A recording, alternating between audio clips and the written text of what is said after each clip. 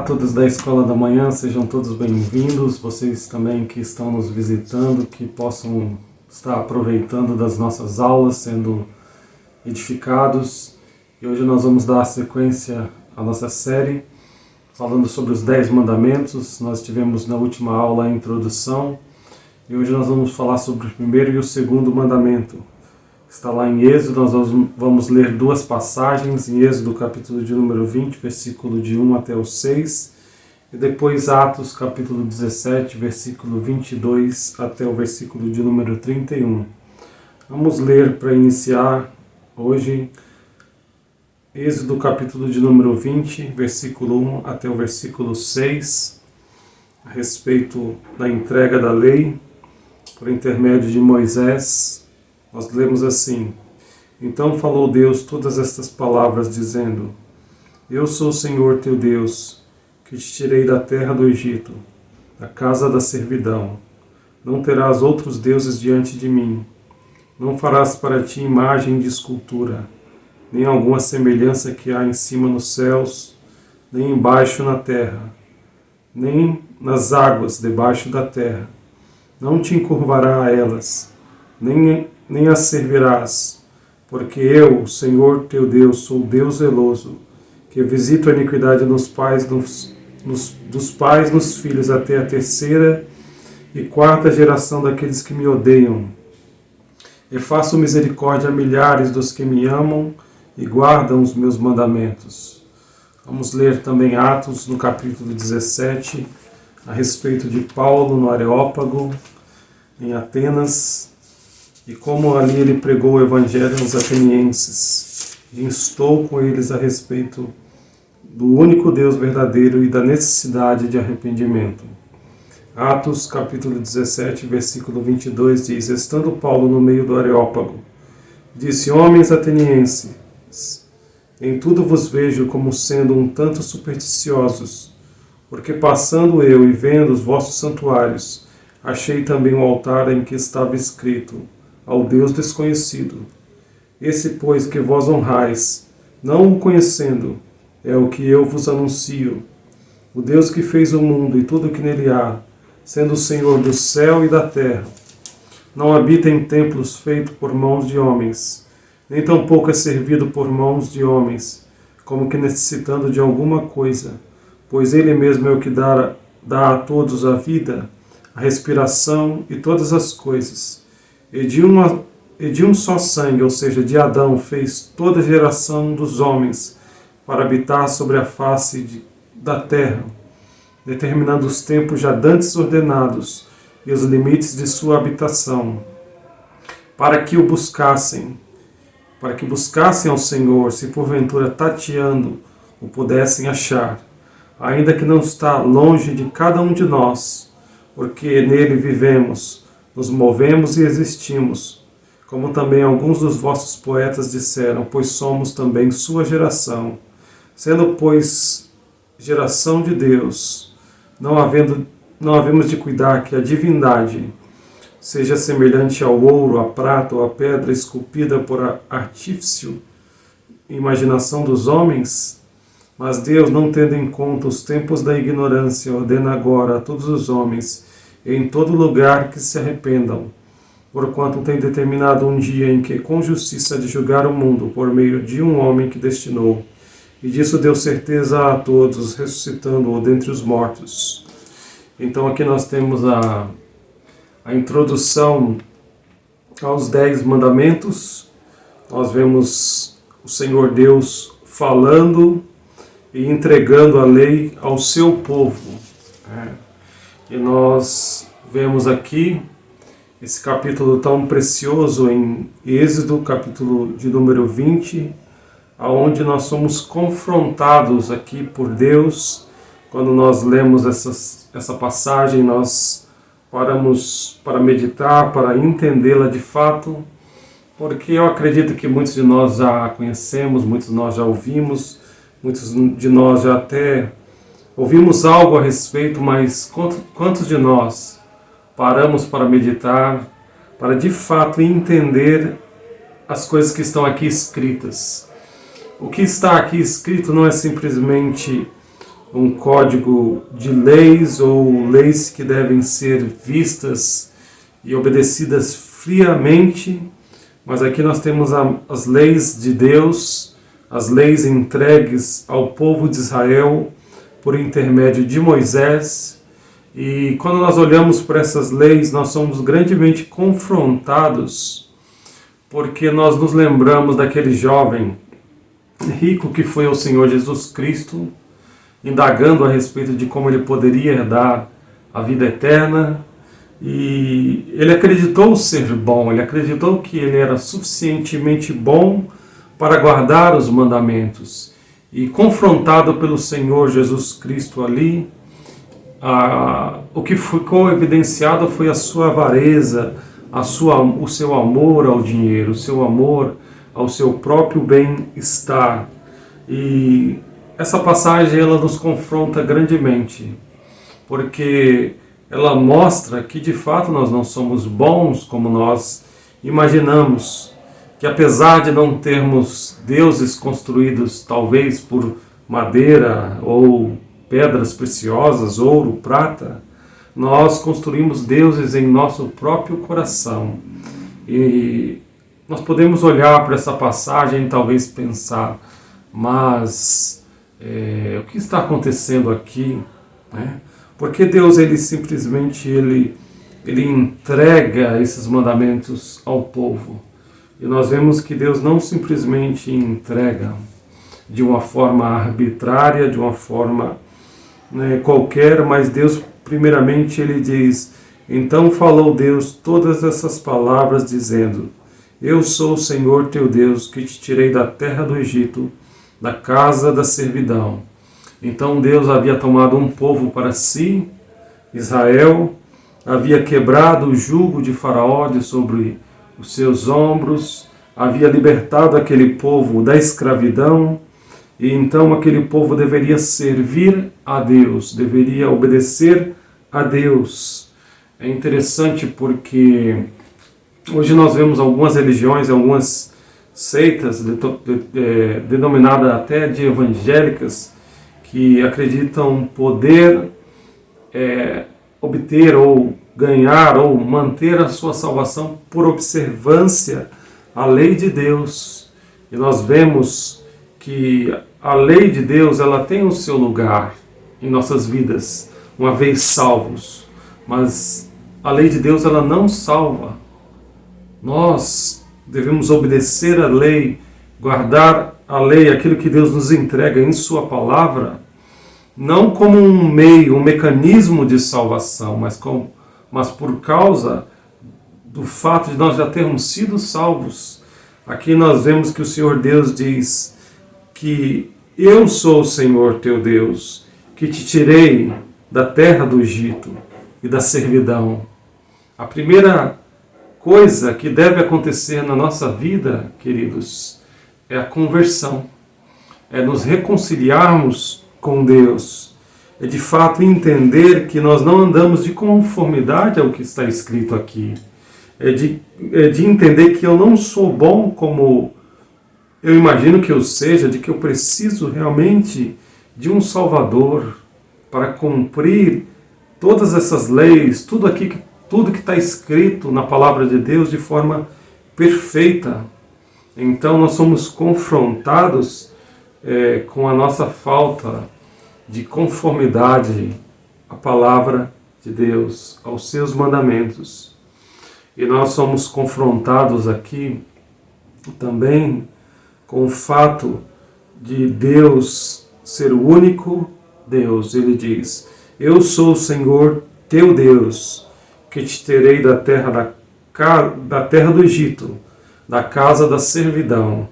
Não terás outros deuses diante de mim.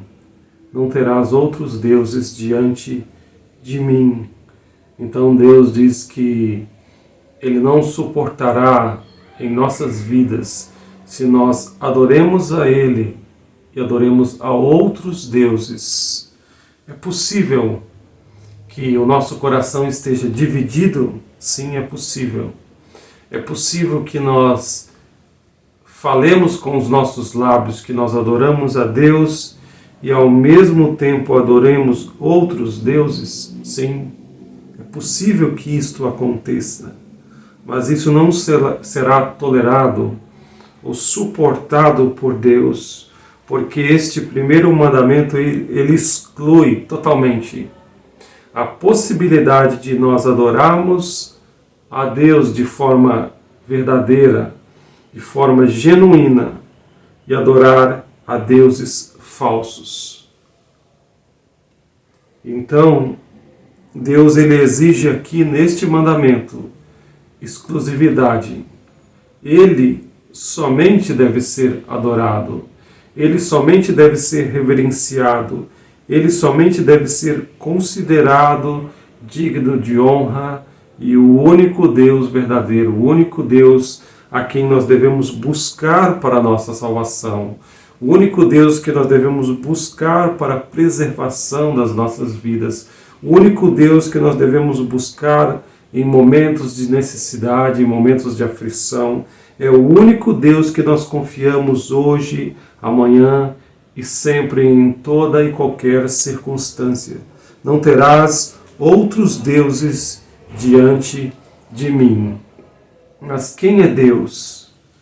Quem é este Deus que nós devemos temer e adorar? Primeiro, o Senhor Deus é o Criador de todas as coisas. Ele fez os céus e a terra. E Ele nos fez para a sua glória, para adorarmos, para vivermos para Ele.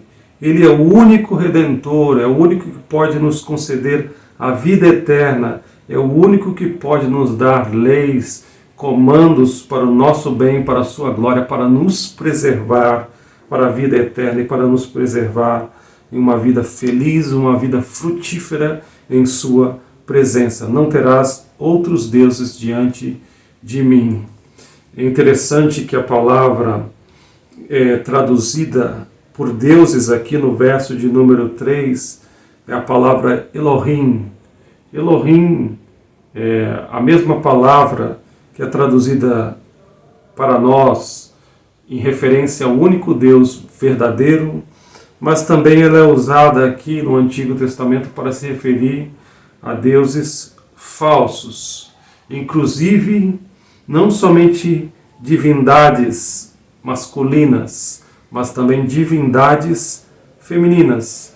Na antiguidade nós sabemos que muitos dos deuses tinham em sua companhia deusas. Então você via deuses que tinham muitas características humanas, como egoísmo, como a vaidade, e esses deuses eram acompanhados por divindades femininas. Então, aqui Deus exclui totalmente a possibilidade de ter outro Deus ou deusa diante dele. Deus é o único Deus, exclusivo Deus. Nós não teremos outros deuses, não adoraremos outros deuses ou deusas diante dele ou em sua presença. E nós podemos pensar, às vezes, né? Mas eu fui ensinado que só existe um Deus. Eu fui ensinado de que essas imagens que os povos adoram, ou até mesmo muitos brasileiros adoram, são coisas falsas, coisas que não têm poder em si mesmo.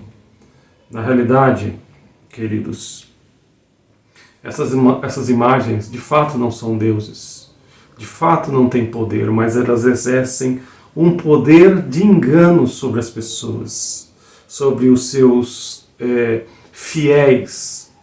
Eles são escravizados, achando com que essas supostas divindades, esses supostos deuses, podem trazer benefícios temporais para elas. Nós temos deuses que podem trazer um casamento, etc. e tal. E muitas pessoas acreditam no poder desses deuses. E muitas vezes algumas coisas se realizam não pelo poder daquele ídolo, mas pelo próprio poder de Satanás para manter as pessoas escravizadas na sua religião e assim não buscarem o Deus único e verdadeiro. Então, nós pensamos nisso. Quantas pessoas têm sido escravizadas por essas coisas? E eu tenho tido um Deus, o conhecimento de Deus verdadeiro, genuíno, mas eu tenho me beneficiado desse conhecimento, eu tenho buscado a Deus, eu tenho adorado a Ele de fato como Ele requer, como Ele deve ser adorado. E nós também podemos pensar que nós somos superiores a estas pessoas, mas, queridos, os deuses não estão erigidos somente no altar, em uma capela. Os deuses estão erigidos também dentro dos nossos corações. Nós vemos no Antigo Testamento muitas vezes os profetas e Ezequiel e outros exortando o povo e dizendo que Deus não os ouviria, Deus não traria profecia a eles, porque eles haviam levantado deuses, ídolos dentro dos seus próprios corações. O que pode ser um ídolo para mim? Talvez o divertimento. Eu coloco o divertimento como a coisa mais importante na minha vida. Talvez eu coloque o dinheiro como a coisa mais importante. Aí eu não vejo a hora de trabalhar, de sair da casa dos meus pais, de ganhar dinheiro, de conquistar as minhas coisas. O Deus tem se tornado o seu ídolo. Talvez eu já crescendo, passando aí na adolescência, crescendo, me veja já como uma pessoa que não vê a hora de deixar a casa dos meus pais para ter independência, para ganhar dinheiro, para ter a minha casa, para fazer o que eu quero fazer, para realmente dar vazão total àquilo que está dentro do meu coração. Então, isto é o seu Deus, isto é os seus ídolos, aquilo que você coloca no seu coração no lugar de Deus. Não precisa ser um ídolo de pau, de ouro, mas aquilo que você coloca no seu coração no lugar de Deus é o seu Deus. Pode ser você, o seu próprio Deus, se para você a sua vontade, os seus desejos são o que importa. Eu não me importo com os outros. Eu acho tão enfadonha essa conversa a respeito de Deus. Então talvez você seja o seu próprio Deus. E aqui diz, não terás outros deuses diante de mim.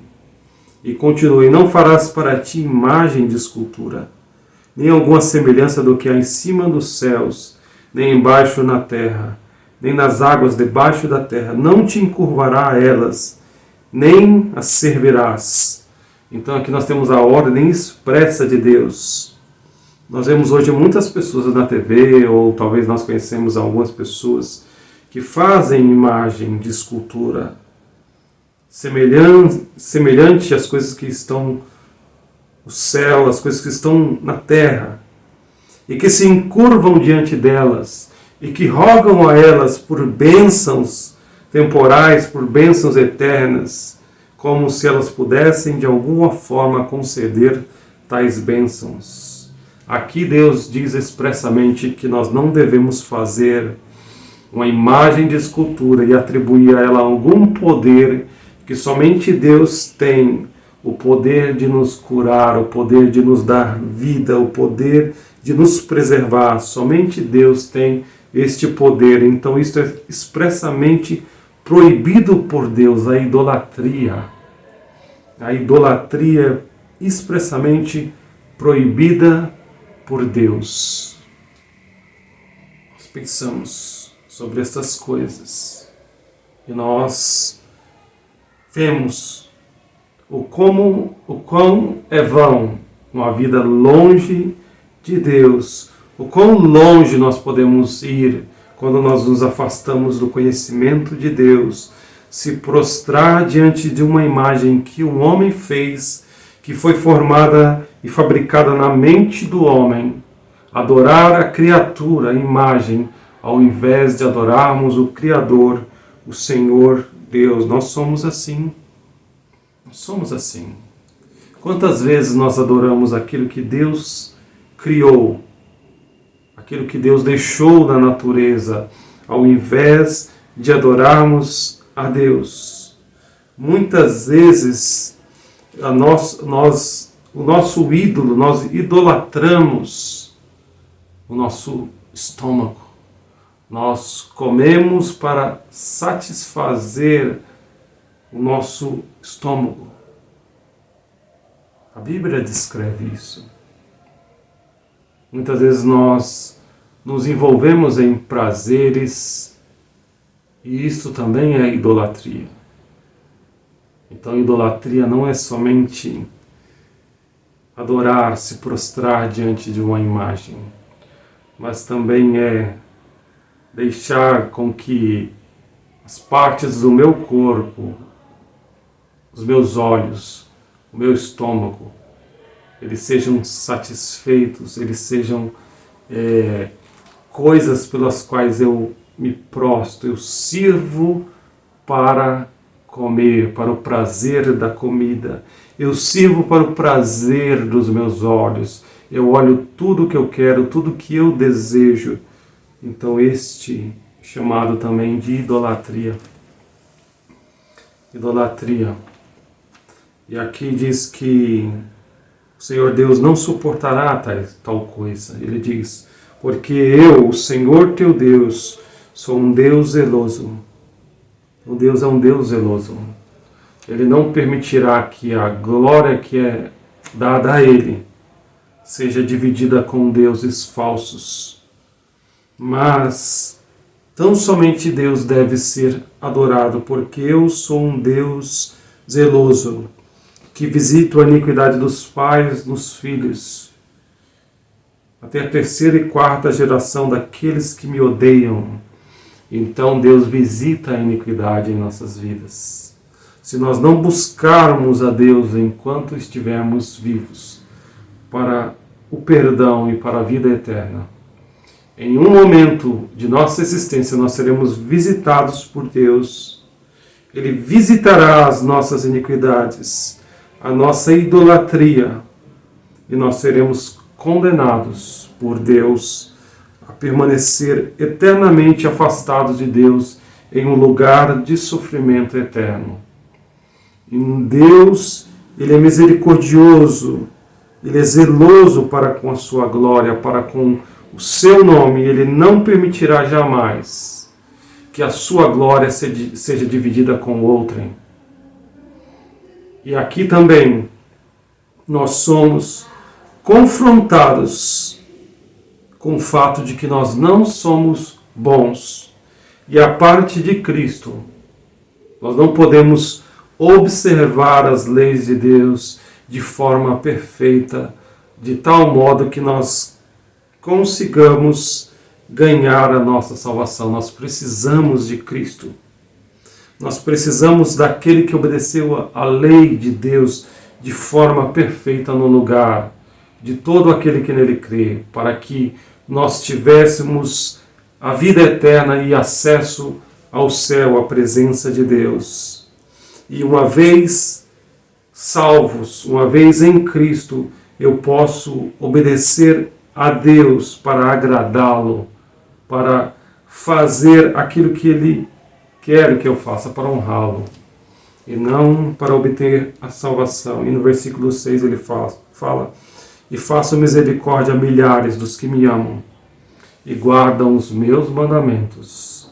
Todavia Deus, Ele usa de misericórdia para aqueles que o amam, para aqueles que buscam a Ele. É interessante que Ele diz aqui, e faço misericórdia a milhares que me amam. O amor por Deus, ele é implantado, como diz Paulo em Romanos, quando o Espírito derrama em nossos corações o amor de Deus, quando nós somos salvos. E uma vez salvo, tendo esse amor de Deus derramado em nós e transbordando em nós, a obediência é algo natural.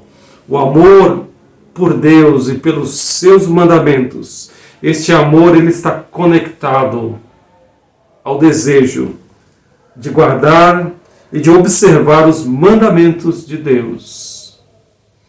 Então nós temos este capítulo precioso E nós vemos como é necessário que nós reflitamos sobre ele e nós realmente peguemos a nossa bondade, a nossa pretensa bondade e confrontemos com o que está escrito aqui.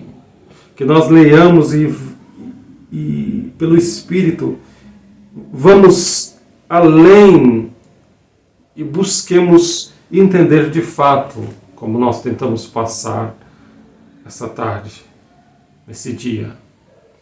E eu rogo ao Senhor para que Deus ele fale ao seu coração. Paulo, quando nós lemos, ele pregou ali aos atenienses, o berço da civilização, da democracia, etc. e tal, berço dos filósofos, Platão, Sócrates, Platão e Aristóteles. Todavia, havia ali muitos deuses, milhares de deuses, milhares de imagens. Uma sociedade aprofundada nas densas trevas. O apóstolo Paulo pregou ali, anunciou o Deus verdadeiro, a necessidade de arrependimento, de que Deus não leva em conta os tempos da ignorância, mas ele anuncia agora que todos se arrependam, porque ele tem determinado um dia em que ele há de julgar o mundo. Então a necessidade imperativa, se eu não busquei a salvação ainda, é buscar enquanto é tempo, é buscar enquanto eu tenho a oportunidade. Hoje nós fomos mais esclarecidos a respeito disso. E que Deus ele ilumine o nosso coração para que nós de fato entendamos e compreendamos estas coisas. De que eu só posso amar a lei de Deus e observá-la de uma forma digna, de uma forma verdadeira, se eu já fui a Cristo, se eu já obtive o perdão dos meus pecados, para que eu possa guardar, amar a lei de Deus da forma correta, da forma que Ele quer. Vamos cantar um hino ao nosso Deus, o hino de número 67 em nosso inário. Que Deus abençoe a sua palavra ao seu coração.